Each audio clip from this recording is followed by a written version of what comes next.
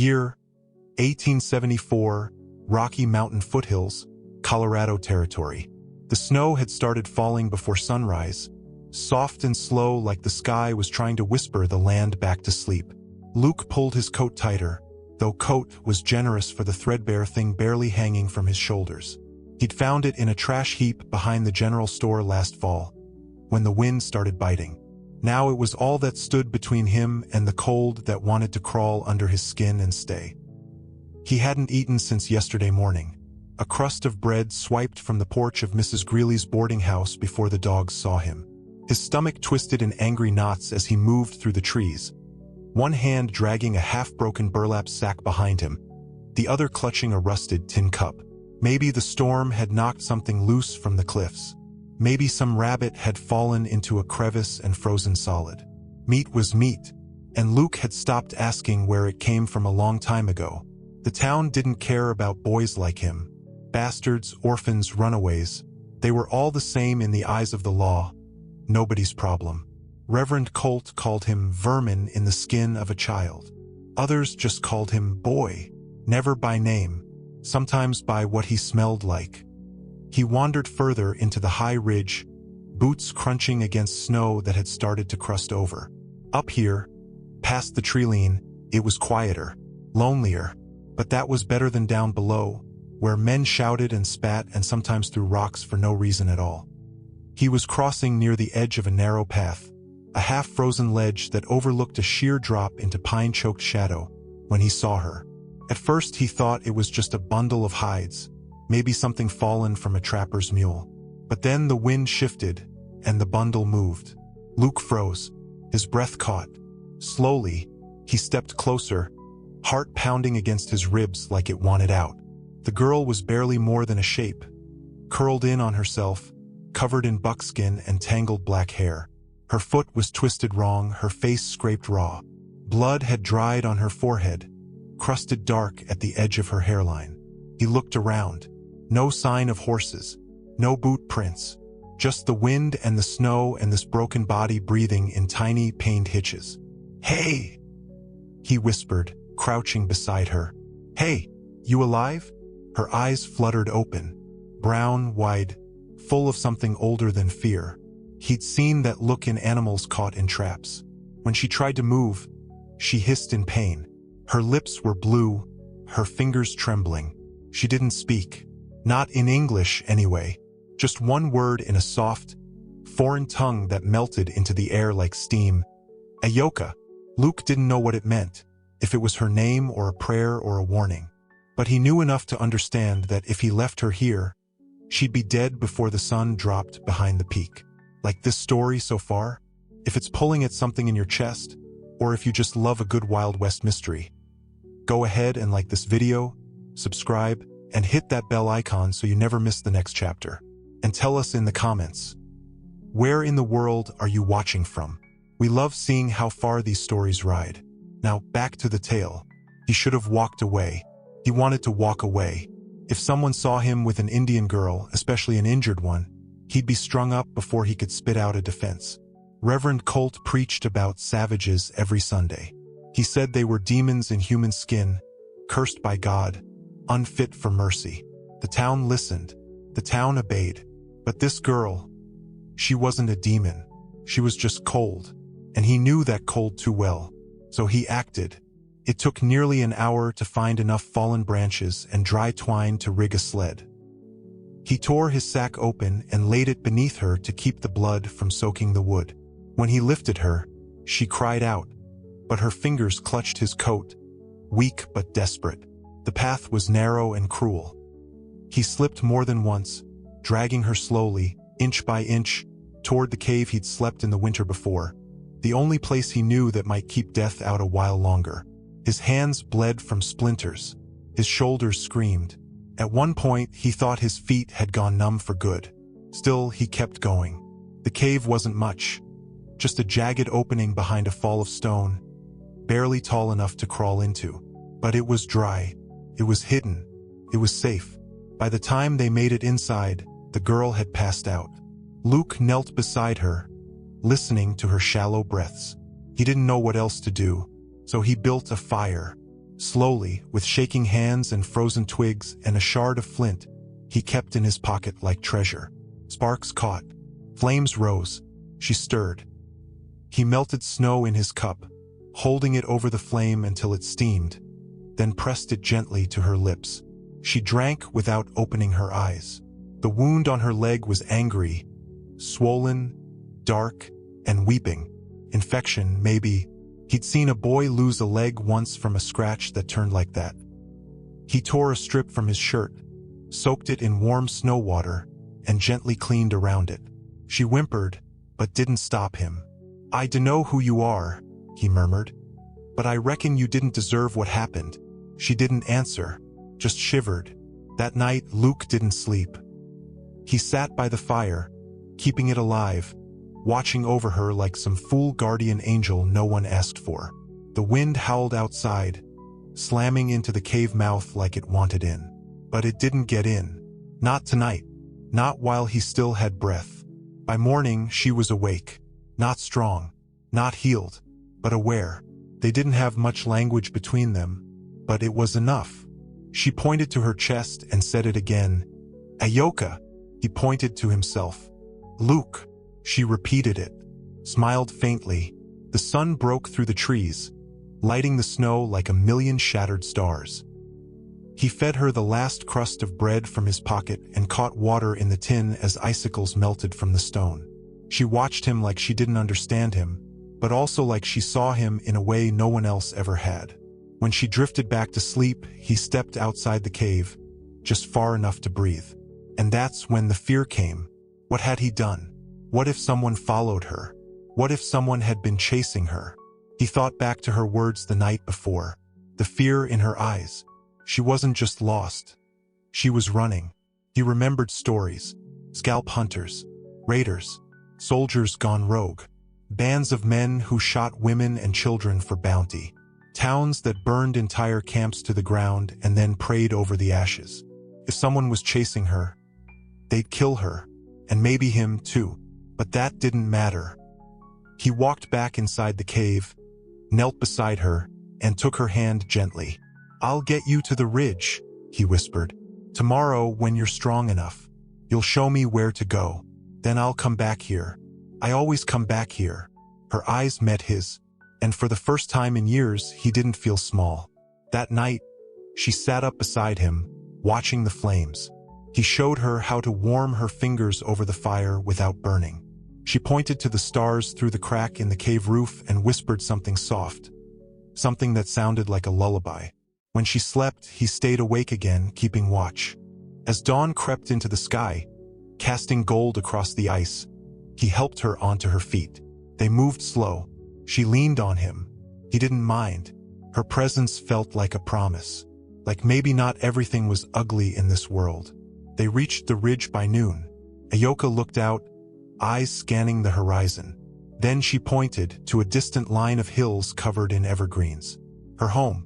She turned to him and touched her fingers to her lips, then pressed them gently to his cheek. Not a kiss. "Thank you." Then she limped down the slope alone, vanishing into the trees. Luke watched until she disappeared. He turned back toward town. By dusk, he was curled beneath the broken porch of an old rail car, where he sometimes slept. He had nothing left, no food, no fire, no cover from the night wind. But his heart was strangely warm. That's when he heard it. The sound of hooves. Dozens. He sat up, alarmed. Shadows moved in the fog. 1, 2, 10, 20. By the time he stood, 30 warriors had formed a silent half-circle around him. Faces painted, bows in hand, tomahawks sheathed. Their horses stood still, breath rising in clouds. At the front was a tall man with eyes like iron and braids streaked with gray. He dismounted. Luke didn't breathe. The man stepped forward, studying him. "You are the one," he said. His voice was deep, deliberate. Luke's mouth went dry. "The one what?" The warrior placed a hand on Luke's shoulder. "You brought my daughter home." Luke blinked. "She said you carried her, fed her, watched over her when no one else would." He stepped back and raised a hand. All 30 warriors dismounted. Then they bowed their heads. Luke didn't understand the language, but he understood what it meant. Respect, gratitude, belonging, and in the silence between them, for the first time in his life, Luke felt like he mattered. The fire had long since turned to embers by the time the warriors left, disappearing into the fog as swiftly as they'd come. Luke stood there, still and stunned, the echo of hooves clinging to the cold air like a memory that refused to fade. His fingers twitched at his sides, unsure if they should reach for something. Shelter, food, safety, or if they were meant to simply hang there, waiting for the world to change around him again. It did. The next morning, before the sun had even climbed over the jagged mountain spine, a rider returned. Alone. It was her, Yoka, wrapped in fresh hides, hair braided and adorned with small bone beads that clicked softly as she rode. She looked stronger now, no longer the shivering child he'd pulled from death's grip in the snow. But her eyes were still hers, wide, warm, filled with something he couldn't name but recognized deep in his chest. She dismounted slowly and walked toward him, holding something in both hands. A bundle. He blinked. What's that? She unwrapped it carefully, revealing food, real food. Dried meat, fresh bread, even a small skin of water. She offered it without a word, just a smile. Luke took it with trembling hands. Thank you. Ayoka looked up at him, searching for something. Then she spoke, haltingly, her voice cautious. You stay, my people. Safe. Warm. Luke glanced toward the path she'd ridden in from. His chest tightened. I can't, he said, swallowing hard. The town's watching. I can't be caught going with your kind. Reverend Colt. He'd hang me just for talking to you. Ayoka didn't flinch. She stepped closer, eyes fierce. You help me. Now we help you. He opened his mouth to argue but couldn't find the words. The cold truth was that no one had ever said those words to him before. Not like that. Not with meaning. Now we help you. He didn't remember choosing to go with her. But somehow his feet moved. Somehow he was on her horse, clinging behind her. His face pressed to the back of her shoulder as she guided the animal toward the woods and into the thick arms of the mountain. They traveled in silence. Hours passed. Luke didn't ask questions. He didn't need to. Every turn in the trail was marked with a carved symbol in the bark. Every break in the trees carried the scent of smoke from distant fires. They were deep in it now, far from town, far from eyes. Somewhere people like him weren't supposed to belong. But he was here. The camp wasn't what he'd expected. Not savage, not primitive, just different. Hides stretched over curved wooden frames. Smoke curling gently from cooking fires. Children playing in the snow, laughing and chasing one another with sticks. Women pounding grain with stone. Men shaping arrowheads. The smell of meat and cedar and earth filled his lungs in a way the dry dust of town never had. Ayoka called out in her language and the children stopped. Eyes turned. Murmurs passed through the group like wind through tall grass. Then one by one they nodded. Some smiled. A boy around Luke's age handed him a fur-lined cloak without saying a word. Another passed him a bowl of stew, thick, warm, fragrant. Luke didn't know how to react. He sat beside Ayoka near the central fire, legs stiff, fingers curled around the bowl like it might vanish if he loosened his grip. Chief Dakota arrived after nightfall. His presence turned the fire quiet. He was tall, his face stern but not cruel. His gaze so sharp Luke felt like his thoughts were being read straight from his skull. He sat down across from them, a ceremonial staff in hand, feathers tied to its top. You gave my daughter her life, he said in near-perfect English. We offer you ours in return. Luke shook his head. I didn't do it for anything. That is why it matters, the chief replied. Ayoka sat straighter, her voice soft. He stayed. All night. He carried me. Dakota looked at Luke again, long and hard. Then he reached into his cloak and pulled out a carved medallion. Wood smooth, marked with a bare paw. He placed it in Luke's hand. Your heart is strong. That matters more than blood. Luke didn't know what to say. No one had ever told him he had a strong heart. Or any heart. He slept that night in a warm hide shelter. Belly full, breath slow and even. For the first time in what felt like forever, he wasn't scared to close his eyes. But safety is a fragile thing. The next day, while he was helping a boy named Waya bring firewood from the edge of camp, he saw smoke rising in the far distance. Black, unnatural, angry. "White men," Waya muttered. "They hunt." Luke's gut twisted. Hunt what? Us. Word spread quickly. By dusk, the chief had called a meeting. Ayoka translated for Luke as Dakota spoke of the patrol. A group of armed settlers led by Reverend Colt himself, moving toward their winter camp with the law at their backs. "They want me," Luke whispered. "They'll say I was kidnapped, that I was brainwashed or turned." Dakota nodded. "That is their way." Luke looked around at the people now risking their lives for him. He thought of Ayoka's bruised face in the snow, of her body curled in that cave, of the way she'd placed her fingers against his cheek and said thank you without a word. He stood. "Let me go to them. I'll talk to Colt. I'll tell them I ran off on my own."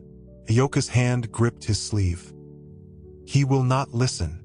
"He has to," Luke said. "If he kills you all thinking I was taken, what's left of me won't be worth saving anyway." Dakota studied him again, then nodded. "We go together."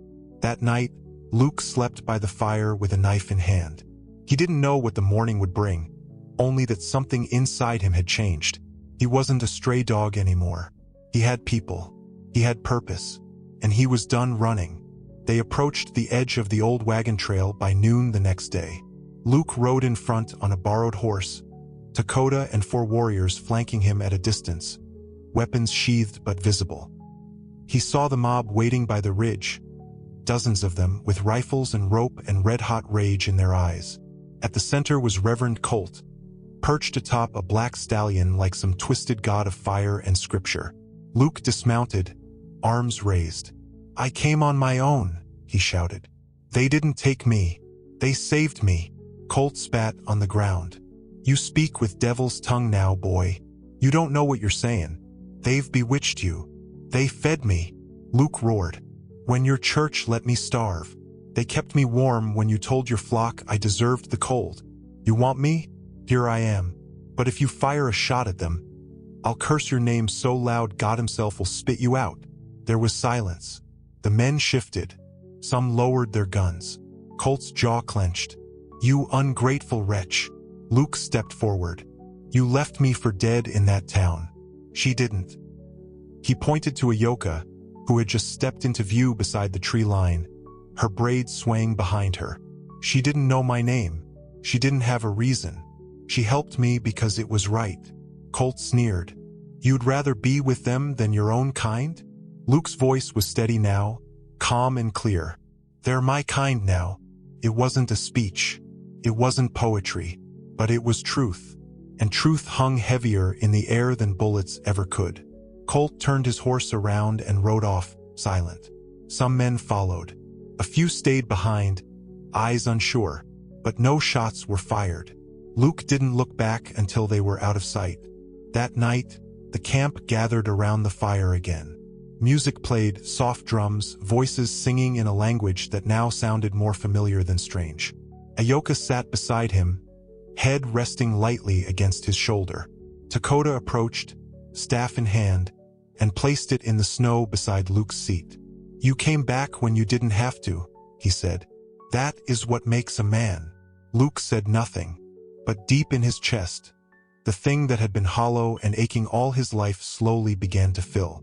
Not with gold, not with glory, but with something warmer, belonging.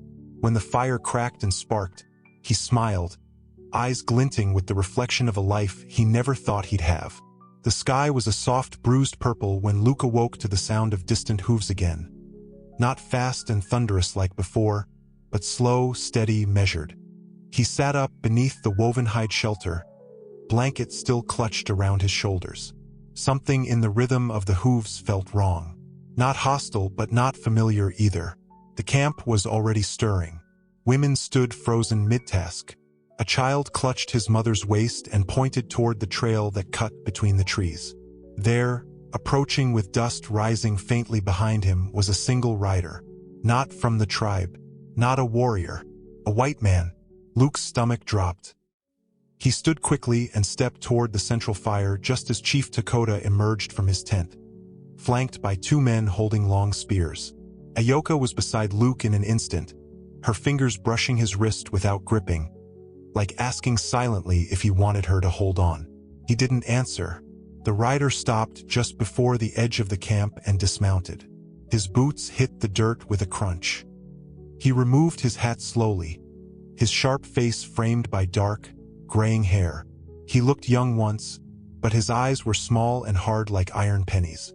His coat bore the patch of a federal deputy, worn and faded, but still there. "I come in peace," he said. Dakota said nothing. "My name is Elias Bracken, Deputy Marshal out of Cheyenne. I've been tracking a boy named Luke Kasner. Word is he's been staying here. Is that true?" Luke stepped forward before Dakota could answer. "I'm Luke," he said, "but I didn't run from anything." Bracken's eyes snapped to him, sharp and appraising. "I ain't here to arrest you, son," the man said. "Not unless you've done something wrong, which, according to Reverend Colt, you have." Luke crossed his arms. "Colt's the one who should be on trial." Bracken snorted softly. "You might not be wrong, but he's got half the mining town behind him, and a judge who plays cards with him every Friday. Word is you assaulted a clergyman and fled town with savages. That's enough to get a rope round your neck if they twist it right." A few warriors murmured behind Dakota. One of them stepped forward, his hand on a blade, but Dakota raised a single finger. Silence. Bracken looked around the camp, not with disgust, just with the wary tension of someone raised to believe all things different were dangerous. Luke stepped closer. "What do you want from me?" "To talk," Bracken said. "That's all. If what Colt said ain't true, you'll have a chance to clear your name. But you have to come with me. You can't hide out here forever. If you do, they'll send a full company next time. And they won't come to talk." Ayoka gripped his arm now, tight. "No," she whispered. "It's a trick." Luke looked from her to Dakota, whose expression hadn't changed. The chief finally spoke. "You do not have to go, son. We stand with you. But if you choose to face them, you will not go alone." Luke felt the weight of the camp behind him. The people who had sheltered him, fed him, welcomed him like a brother. And now this choice: run and be hunted forever, or go back and risk the gallows. "I'll go," he said. Ayoka turned sharply to him. "No," he faced her. "I have to. If I don't, they'll come here again. Next time with bullets instead of questions. I can't let that happen." Her eyes burned, furious and afraid all at once. "You saved me. Let me save you." Luke reached up, gently brushing the braid from her cheek. "You already did." Bracken gave him a curt nod. "We ride in the morning." Luke didn't sleep that night. Neither did Ayoka. They sat side by the fire, saying little, watching embers rise like tiny spirits into the sky. She leaned her head against his shoulder once, just once, and whispered something in her language, soft and low like a prayer or a goodbye. In the morning, he rode with Bracken through the trail and down the mountain pass. Dakota sent 4 warriors to follow from a distance, hidden from sight, watching like silent ghosts in the trees. The journey was long, the silence longer. Bracken didn't ask questions. He just rode with the stillness of a man who'd seen too much and trusted too little. By dusk, the town came into view, dull roofs, smoke curling from crooked chimneys, a steeple piercing the sky like a warning. Luke felt every step of the horse beneath him like thunder in his ribs. They dismounted outside the sheriff's office. A crowd had already gathered, dozens of townsfolk, murmuring, whispering. Luke saw their eyes, not curious, accusing, and standing at the front, arms crossed, was Reverend Colt. He wore his black coat and white collar like armor. His voice rang out as soon as Luke set foot on the dirt. "There's the boy, and the man protecting him." Bracken raised a hand. "He came voluntarily. He's not under arrest unless I find reason to." Colt scoffed. "The boy's a traitor. He's consorted with the enemy. You let him walk, and every child in this town will believe they can run off into the woods and marry savages." Luke stepped forward, voice sharp. "I saved someone's life." The crowd went still. He pointed at Colt. "You preach about mercy every Sunday, but I saw you spit on a dying dog last winter. I saw you hit a girl who didn't kneel fast enough. And I remember when my mother died, you told me God didn't answer prayers from children born of sin." Colt's face twitched. "Your mother was a whore. You were raised in filth. She was better than you'll ever be," Luke said, his voice clear and bitter. Bracken held up a piece of paper. "I've read the complaints. I've read your sermons, too. Some of it crosses into incitement. We're not here for a church trial, Colt. We're here to see if Luke Kasner committed a crime. He consorted with heathens. He saved a child," Bracken corrected. "That's not a crime, even if that child wasn't white." Colt turned to the crowd, arms wide. "You're gonna let this lawman from Cheyenne tell you what's right? Let a child raised by devils come back here and poison your children's minds?" The crowd muttered. A few men raised rifles. And that's when the warriors appeared. Silent, sudden, like ghosts stepping from the trees. 4 of them, standing at the edge of town, cloaked and armed but unmoving. One held something in his hand, a small wooden carving of a bear's paw. "Luke's." He stepped forward and held it high. "I belong to both worlds," he said. "I survived in yours. Barely. I found life in theirs. And I won't deny any part of who I am." Bracken turned to the crowd. "This boy is not a fugitive. He's a witness to what hate can do and what mercy can fix." Colt spat at the ground. "This is a joke." But the crowd wasn't laughing. Some were lowering their guns. An older woman, Mrs. Avery, who had once slapped Luke for stealing bread, stepped forward, looking weary. "I saw the boy carry that little girl down the ridge last winter. I thought she was dead. Then she sat up in his arms." Luke blinked. She looked at the crowd. "He's no devil, just a child. One more the world tried to forget." Colt's face twisted with fury, but the tide had turned. Bracken nodded slowly. "No charges," he declared. "If you come for him again, you answer to federal law." The town dispersed slowly. Not with cheers, but with quiet.